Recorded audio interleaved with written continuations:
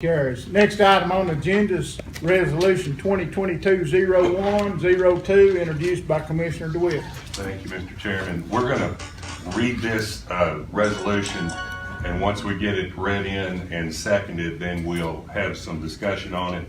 Going to be limited discussion. We've got 3 people that we're going to recognize at the end of, after the motion has been seconded, because they're spokespeople for most of you.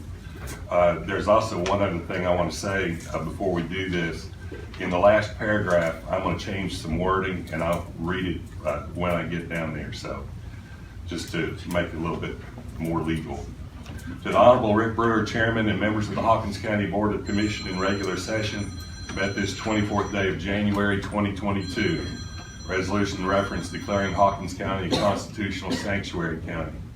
Whereas the United States Constitution and the Bill of Rights serves as the fundamental document that establishes the role of the federal government and defines the limitations of the federal government with respect to its inability to infringe upon the God-given rights and liberties of citizens, and makes explicit declarations that all rights and powers not granted to the United States federal government are reserved to the states or to the people. And whereas the Constitution of the state of Tennessee, which was ratified in 1835, also contains a Declaration of Rights, which states in Article 1 that, quote, all power is inherent in the people, and all free governments are founded on their authority and instituted for their peace, safety, and happiness, unquote. And whereas throughout the history of and subsequent amendments to the United States Constitution and the Constitution of the state of Tennessee, the foundation of liberties, freedoms, and inalienable rights has endured. And whereas recently proposed legislation and executive orders from the President of the United States and Congress and the executive branch of the state of Tennessee have sought to limit or eliminate certain traditionally held rights of people guaranteed under the Constitution of the United States and the Constitution of the state of Tennessee. Now, therefore, be it resolved that Hawkins County declares itself to be a constitutional sanctuary county and reaffirms the protections of liberty found in the Constitution of the United States and the Constitution of the state of Tennessee. And be it further resolved that no agent, employee, or official of Hawkins County in his or her official capacity shall knowingly participate, whether by act or by omission, in conduct that infringes upon any individual's rights as expressed by the United States Constitution and the Constitution of the state of Tennessee. And be it further resolved that any agent, employee, or official of Hawkins County is encouraged, here's what I'm going to change. It reads as it was written, to decline participation, but I'm going to change that to say they're encouraged to object to and or legally fight any action by either the state of Tennessee or the federal government when, in the opinion of the agent, employee, or official of Hawkins County, said action may result in the infringement of any right of a citizen of Hawkins County as enumerated in either the Constitution of the United States or the Constitution of the state of Tennessee. Mr. Chairman, I so move. Motion by Commissioner DeWitt, second by Commissioner Alvis. Is there any discussion? I'm going to recognize a few people, Chairman. I'd like to first bring Jack Parker up. Jack is spokesperson for most of you in this room. So Jack, we're going to limit you to 3 minutes. Good evening. My name is Jack Parker. My wife and I moved to Hawkins County about 12 years ago after I retired, more or less, from University of Tennessee and Oak Ridge National Lab. And I'm here tonight to talk about this resolution to designate Hawkins County as a constitutional sanctuary county. So what is a constitutional sanctuary, and why should we adopt this resolution? So-called sanctuary cities like San Francisco pledge not to prosecute those who violate immigration laws, nor those who steal, those who set fire to other people's property and other criminals, as they deem politically useful. In contrast, a constitutional sanctuary pledges to follow laws with the U.S. and state constitutions and the Bill of Rights, while refusing to pass or enforce those contrary to those foundational principles. In short, these two concepts are polar opposites. But why do we need a resolution? After all, elected officials in the county and elsewhere all agree and make a pledge to follow the Constitution. Unfortunately, many of at the highest levels of government in particular, find it expedient to break or severely distort their oaths when it's politically expedient. We see the effects of this on a daily basis as the country we knew crumbles beneath our feet, and our rights evaporate like snowflakes in the night. Personally, I don't have much hope for reforming the corrupt federal system with its many lawmaking agencies run by unelected so-called experts with revolving doors to cash-laden corporations. I believe that local government is our best hope to save this country. And this resolution is a step towards returning power back to the people. I've spoken to many county residents who agree with me. I've also spoken to a couple of citizens who were upset by my suggestion that this resolution might discourage left-leaning people like themselves from moving to Hawkins County. On an individual basis, I'm sorry to have hurt people's feelings, well-meaning people who disagree with me. However, the self-styled elite in this country who control the federal government, the news media, social media, academia, and business, big business, consider us deplorables. Domestic terrorists who would have no right to bear arms, no freedom of speech or religion, no equal justice under the law, and no right to work or pursue happiness. Against this backdrop of blatant illegal aggression, we peacefully encourage those who disagree with us and with these basic principles of the Constitution and the Bill of Rights to find another place where they may be happier and their beliefs would be shared by their neighbors. Parker, that's your 3 minutes. We'll need to wrap it up, please. So in summary, we need our county and others to take a stand to uphold the God-given rights of our citizens, and this resolution, I believe, strongly advances that objective. Okay. Thank you. And if I could just make a suggestion. Real quickly. If people want to ask questions, it might be more efficient if we let the other two speakers go and then do them all at once. Yeah. We're going to get the next two recognized. That we're going to recognize, and then we'll move on from there. Okay. Thank you. Sheldon Livesey.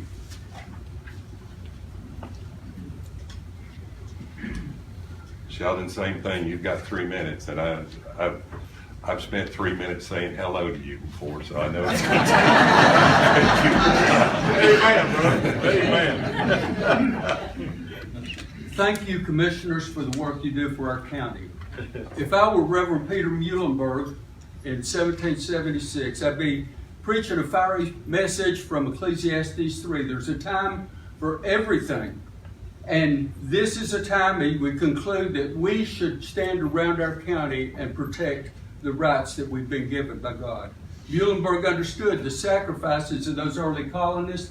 He signed up 300 members of his congregation to fight in the 8th Black Robe Regiment. And you're asking, will it make a difference to make Hawkins County a constitutional county? And the answer is we believe it will. Our county can make a difference. Without that Black Robe Regiment, we would have lost the Revolutionary War. Never before has our nation been under attack like it is today, and our freedom. Moses and the Hebrews out of the wilderness were attacked by the Amalekites. Moses was told to raise a staff, meaning that they looked to God for their help. When that staff came down, they began to lose. Aaron and Hur came to their side to help them. Was it worth the pain? Yes, it was. And why? Because of perspective. In the valley in front of them, the battle was going on. But in the valley behind them was their families. It was their families, their wives, and their future. Our founders set aside authority at the county level because they understood that a county can act as a Moses. You are protecting everything that we have value in. I believe God has raised each of you for such a time as this. He has positioned you with this in mind. 1,463 families have moved in our county in the last 2 years. Many have fled persecution where they lived.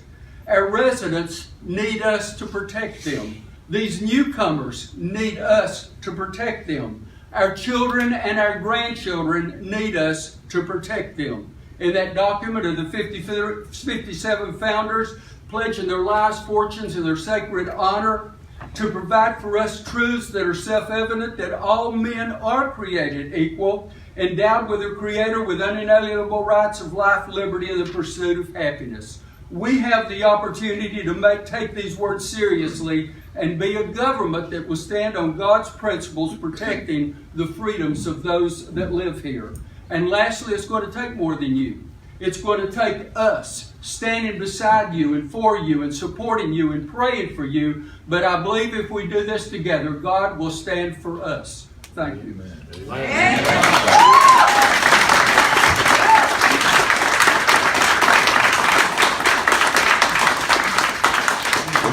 We've got one last official recognition that has to be recognized, and then we'll move on from there. So, Jolly Garland. That's going to be hard to follow. That's for sure. For those that don't know me, commissioners, friends, and the audience, my name is T.J. Garland. I live at 415 West Main Street in the middle of town. My father was Fred Garland, a retired TVA. So you probably know him. I've been gone 30 years. I'm here to ask you to vote for this resolution.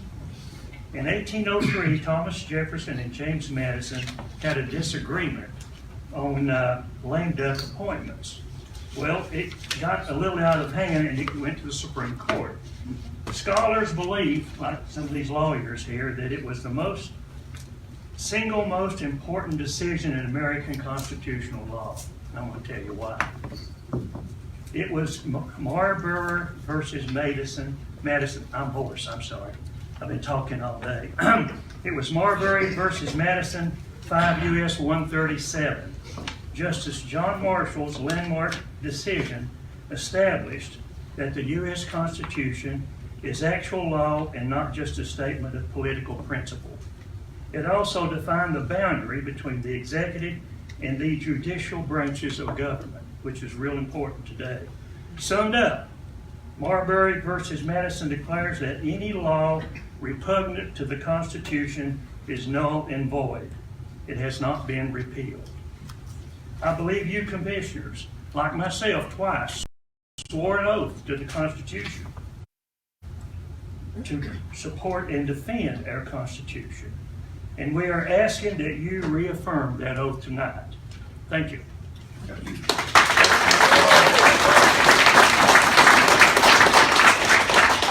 Okay, that's the three official recognitions. I think it's probably representative of everybody, most everybody in this room, what's been said, but if there's anybody that wants to speak in opposition, I can give you 3 minutes. Call for question. Okay. Sorry. Hang on, we've got one coming real quick.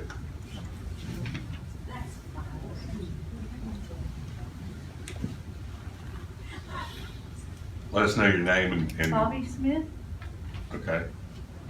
and my family moved here in the mid-70s. They lived in Ishton on a farm. I Could came you tonight. speak into the mic, please? Okay, I came tonight because I read the guest column by Jack Parker, and I noted 3 things. One, that it talks about the Constitution. I think you're correct that everybody in this room supports the Constitution, both federal, the state, and also our county laws and ordinances. We already have that. One of the main tenets of the Constitution is separation of church and state. And we have a variety of religions in this country. We are not even necessarily all God-fearing. Some of us are God-loving. Some of us are Muslims, or we're Buddhists, or we're a variety of Christians that are not represented in this group, but are represented in our county. So that's one thing. If you're looking at the Constitution as it relates to being God-fearing. Okay, the second thing was the statement about coming here. I think Mr. Livesey just said 1,400 and some families have come here because Tennessee is a welcoming place to live. It welcomes everyone. It welcomes everyone. If by God-fearing you mean following the 10 Commandments, you mean loving your neighbor as yourself. It doesn't mean agreeing with your neighbor on every issue. It doesn't mean dividing yourself from others because you disagree. The last thing is about encouraging those who somehow share some values unknown to me that some people have, that perhaps those people should look elsewhere for a welcoming place to live. I always understood that Hawkins County was and is a welcoming place to live. Because you disagree on a political issue or a religious issue, you do not turn away your neighbors. Respectfully, that's your 3 minutes. I'm done. Okay, thank you.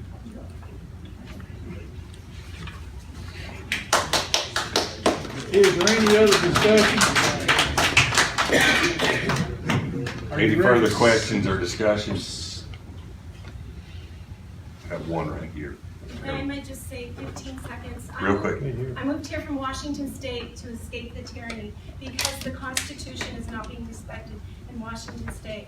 I support all religions. I support everything about the Constitution, and I love what Hawkins County has to offer. And I'm here to support the resolution because I want to support what this county stands for.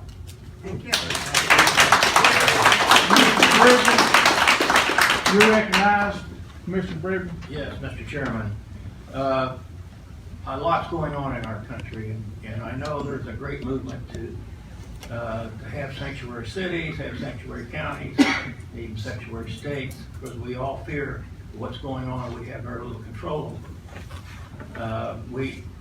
When we look at the Constitution and the First Amendment, that's probably the most important part of that whole Constitution, and it's the formation of our legislative branch that gives government of the people, by the people, and how we're structured. I'm not opposed to people wanting to have a sanctuary city. I'm opposed to the fact that maybe enough people haven't participated in knowing about the pluses and minuses of it. And so I thought that maybe this should have actually gone to committee, been in the paper, and had more people who live in Hawkins County to participate in this change that we're about to undertake. We as commissioners are sworn to uphold the laws of the state, also the laws of the federal government, of the Constitution. But my only drawback was that it really should go back to committee and be discussed so that we all have, even as commissioners, we could go among our constituents and explain to them why we're doing what we're doing, rather than that we need to do it. That's all I have to say, Mr. Chairman. Thank you. Any other discussion? Call for questions. One more. Sorry. Mr. Chairman, one more. Yes, my name is Larry Thomas. My wife and I moved here from Maryland 2 years ago. And I love Tennessee. I've always wanted to live here my whole life, but I never could get here until I retired.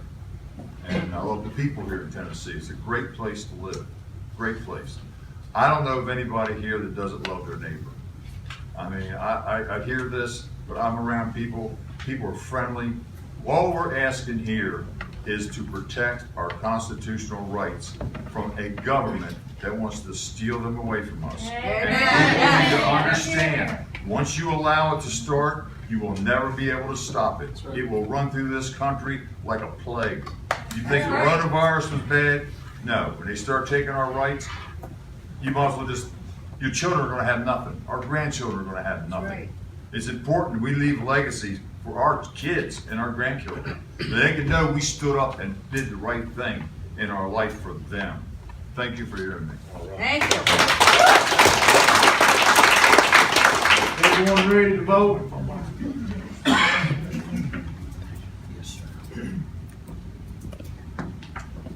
Everyone cast your vote.